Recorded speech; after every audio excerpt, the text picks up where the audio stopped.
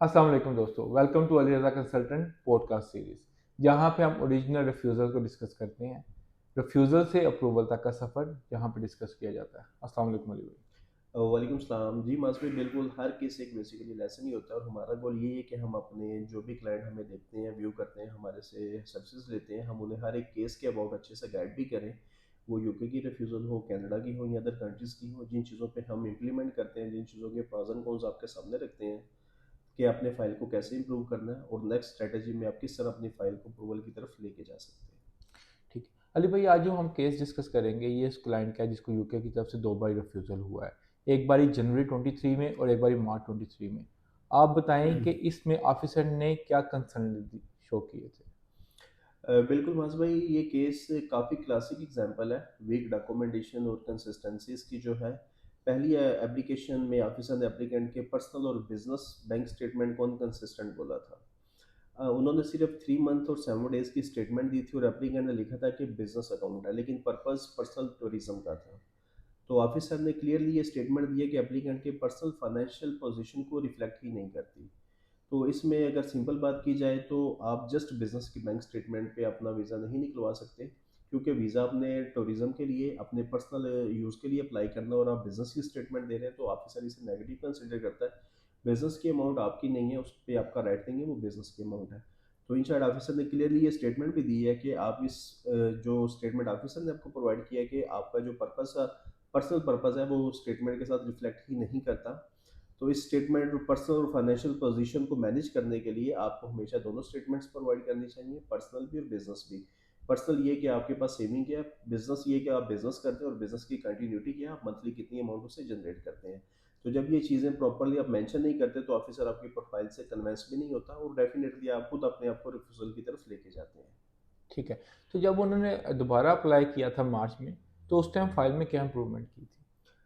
मास पे जब अगेन उन्होंने नेक्स्ट टाइम अपना वीज़ा एप्लीकेशन फाइल किया तो फाइल में उन्होंने नेक्स्ट टाइम चीज़ें तो काफ़ी इंप्रूव करके दी थी, बट फिर भी सोर्स ऑफ इनकम में लैक आ गया था। सोर्स ऑफ इनकम उनका क्लियर नहीं था और रिफ्यूज़ल लेटर को जो हमने स्टडी किया है, बैंक में कुछ लार्ज डिपॉजिट्स क्रेडिट्स भी आए थे और उसमें से वीज़ा ऑफिसर ने एक मेन जो मेजर डिपॉजिट है वो भी नोटिस किया है कि जैसे कि 2 मार्च से लेके 5 मार्च तक 6,58,000 का डिपॉजिट हुआ था, लेकिन ऑफिसर को उसका सोर्स ही नहीं प्रोवाइड किया गया।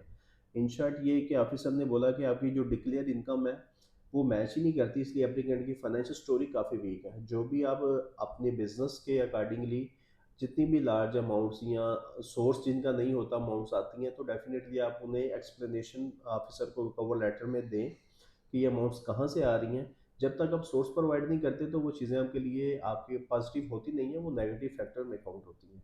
तो यूके वाले हर चीज़ का सोर्स मांगते हैं, एज इट्स जैसा कि उन्होंने लिखा है कि उन्होंने हर एक चीज़ आपकी बैंक स्टेटमेंट को रिव्यू करके स्पेशल डेट निकाल के मेंशन भी किया कि इस डेट से इस डेट तक आपने ये अमाउंट अपने अकाउंट में डिपॉजिट की है और इसका आपने एप्लीकेशन में कोई सोर्स दिए ही नहीं है, जिससे आपकी क्रेडिबिलिटी डाउन होती है। जब क्रेडिबिलिटी डाउन होती है तो ऑटोमेटिकली आपका केस फाइनेंशियल की बेस पे रिफ्यूजल की तरफ चला जाता है।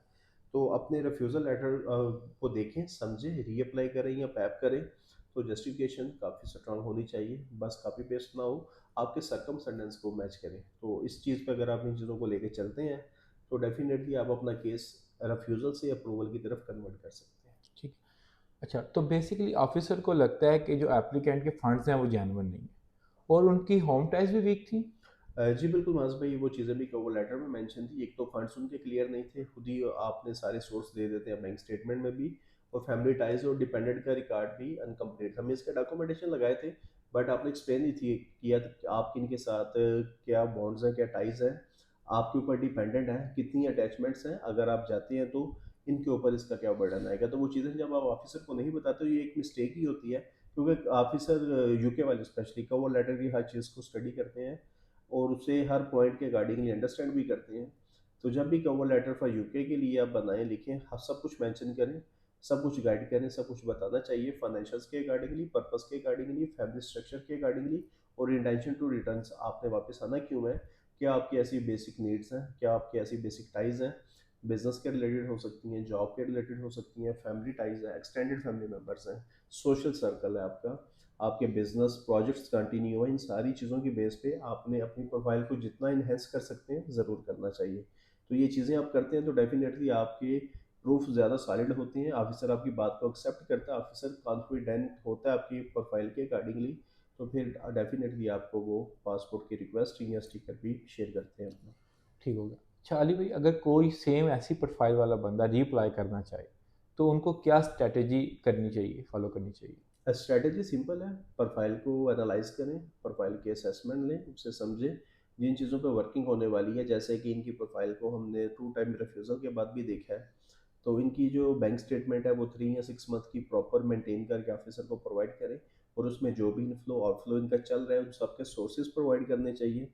सेकंड, जो सोर्स ऑफ इनकम के डॉक्यूमेंटेशन है, वो बिजनेस करते हैं, इनवाइसेस हैं, टैक्स रिटर्न्स हैं, कंटिन्यूटी इनके कॉन्ट्रैक्ट्स हैं, और इसके अलावा अगर जॉब करते हैं, सैलरी स्लिप्स हैं, तो इसके अकॉर्डिंगली अपना एम्प्लॉयमेंट लेटर है, वो सारी चीज़ें, एनओसी लेटर, सब कुछ ऑफिसर को प्रोवाइड करेंगे। सोर्स ऑफ इनकम आपका आता कहाँ से है, तो फैमिली टाइजिंग या बिजनेस की कंटिन्यूटी, जैसे इनका फैमिली टाइज वीक थी, फैमिली टाइज में एफआरसी, अगर मैरिड है तो वो सारी चीज़ें प्रॉपरली मेंशन करें। बच्चे हैं, स्कूल जाते हैं, एनरोलमेंट लेटर अटैच कर सकते हैं, उनकी जो फीसेस आपने पे की हैं, सेशन कौन सा चल रहा है, तो वो सारी चीज़ें आप ऑफिसर को गाइड कर सकते हैं अपने फैमिली स्ट्रक्चर के अकॉर्डिंगली।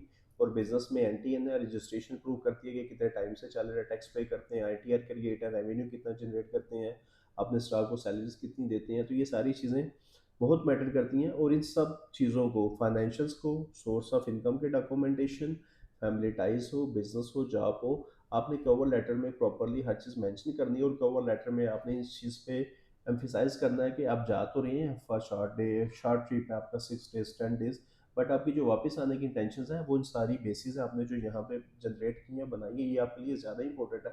आप वहाँ पे जाकर उन पर डिपेंड नहीं होंगे, वहाँ पे स्लिप नहीं करेंगे, अब डेफिनेटली वापस आएंगे। तो जब ये चीज़ें आप प्रॉपरली सारी प्रोफाइल को अलाइन करके बनाते हैं, तो आपका purpose of travel definitely temporary stay पे होता है, और ऑफिसर को वापस आने की इंटेंशंस क्लियरली मिलती हैं, आपकी प्रोफाइल डाउट में नहीं जाती। तो जब डाउट नहीं होता तो फिर डेफिनेटली आपकी ऑफिसर आपको अप्रूवल भी देता है। मेन चीज़ है कि जब भी रिफ्यूज़ल आए, आपने डॉक्यूमेंटेशन के गैप को कवर करना है, गैप कवर नहीं है, चीज़ों की हाउ टू नो नहीं है, फिर उसी फाइल पे आप केस फाइल करेंगे, तो फिर आगे से ऑफिसर आपको नई चीज़ें आपकी प्रोफाइल में से निकाल के फिर रिफ्यूज़ल दे देगा। फाइल पे काम करना ज़रूरी है, जब तक काम नहीं करेंगे तो आपको उसका रिजल्ट मिलेगा ही नहीं। यानी कि यही डिफरेंस है सेल्फ मेड फाइल में और प्रोफेशनल स्ट्रक्चर फाइल में। एग्जैक्टली इसलिए हम अली रज़ा कंसल्टेंट जैसे हम सबको गाइड करते हैं कि आप अपने प्रोफाइल का रिव्यू करवाइए, प्रोफाइल की असेसमेंट लीजिए, रिफ्यूज़ल लेटर को अंडरस्टैंड करिए कि ऑफिसर आपको कहना क्या चाह रहा है। ऑफिसर ने आपको रिफ्यूज़ल दी है, ज़ाहिर सी बात है आपने एप्लीकेशन फाइल की है, फाइल में आपने सारे डॉक्यूमेंटेशन लगाए हैं, ऑफिसर ने सारे डॉक्यूमेंटेशन चेक किए हैं, और जहाँ जहाँ पे डॉक्यूमेंटेशन में ऑफिसर को डिफरेंस मिला, गैप मिला है, वहाँ से ऑफिसर ने पॉइंट रेज करके आपको एक रिफ्यूज़ल लेटर भेजा है कि आप इन पॉइंट्स पे वर्किंग करके, इन्हें इन्हेंस करके, इन्हें इम्प्रूव करके आप री अप्लाई करें, मैं फिर फाइल चेक करता हूँ, फिर मैं अपना डिसीजन देता हूँ। जब वो चीज़ें आप इन्हेंस नहीं करते, इंप्रूव नहीं करते, फिर वैसे ही आप copy paste material file submission करवाते हैं, तो फिर ऑफिसर वही काम करके आपको फिर कहता है आपके पास नेक्स्ट टाइम अगेन अप्लाई करें, मैं फिर आपको टाइम देता हूँ, मैं फिर आपको चांस दे रहा हूँ। तो चांस को मिस ना करें, रिफ्यूज़ल कोई नेगेटिव चीज़ नहीं है, सबकी आती है। जिन लोगों ने भी वीज़ास लिए हैं ऐसे नहीं मिले, अगर आप उनसे भी पूछेंगे ना, उनकी भी एक अच्छी खासी रिफ्यूज़ल हिस्ट्री का रिकॉर्ड है। ट्रैवल हिस्ट्री तो है, बट एक रिफ्यूज़ल हिस्ट्री का भी रिकॉर्ड है, वो कोई याद नहीं करता। एज इट इज़ जैसे हम हर एक रिफ्यूज़ल को भी याद करते हैं, हमारे पास भी आती हैं, हमारी अपनी भी आती हैं, तो हम सीखते हैं और गाइड भी करते हैं कि नेक्स्ट टाइम ये चीज़ें आप इम्प्रूव करेंगे, तो डेफिनेटली आप अप्रूवल की तरफ जा सकते हैं। और अप्रूवल इन्हीं डॉक्यूमेंटेशन की बेस पे आनी है, आज करें, 6 मंथ बाद करें, 1 साल बाद करें, इन डॉक्यूमेंटेशन को जस्ट आपने इन्हेंस करना है, इन पे वर्किंग करनी है। इनमें बेसिक पिलर्स आते हैं, फाइनेंशियल्स के, पर्पस ऑफ ट्रैवल के, आपकी फैमिली टाइज के, इन सारी चीज़ों को आपने इम्प्रूव करके वीज़ा फाइल करना है, तो डॉक्यूमेंटेशन इम्प्रूव्ड है। आप खुद कॉन्फिडेंट हो, वीज़ा ऑफिसर को कॉन्फिडेंट में ले सकते हो, आपको पता कि अच्छी है, बट जो आपका केस बना रहा है वो जब वैसी प्रेजेंटेशन नहीं देता, तो फिर आपको रिफ्यूजल का सामना करना पड़ता है। जी दोस्तों, अगर आपका भी यूके, यूएसए या कनाडा का रिफ्यूज़ल है तो पैनिक होने की ज़रूरत नहीं है, आप अपनी फ़ाइल को दोबारा रिस्ट्रक्चर कर सकते हैं। बस आपको दोबारा उसके लिए प्रोफेशनली उसको रिव्यू की ज़रूरत होती है। आप एक बार अपनी प्रोफाइल का प्रोफेशनल रिव्यू करवाएं, उसके बाद आप उसको रिस्ट्रक्चर कर सकते हैं। क्यों अली भाई? एग्जैक्टली मास भाई, आप जैसा आपने इन्हें गाइड किया, अपना रिफ्यूजल लेटर अपनी प्रोफाइल की असेसमेंट करवाएं, विद इन 48 आवर में, ये समटाइम्स डिले हो जाती हैं, प्रोफाइल की असेसमेंट लेके डिस्कशन करें, हम प्रॉपर सबको सेशन देते हैं डेली बेसिस पे।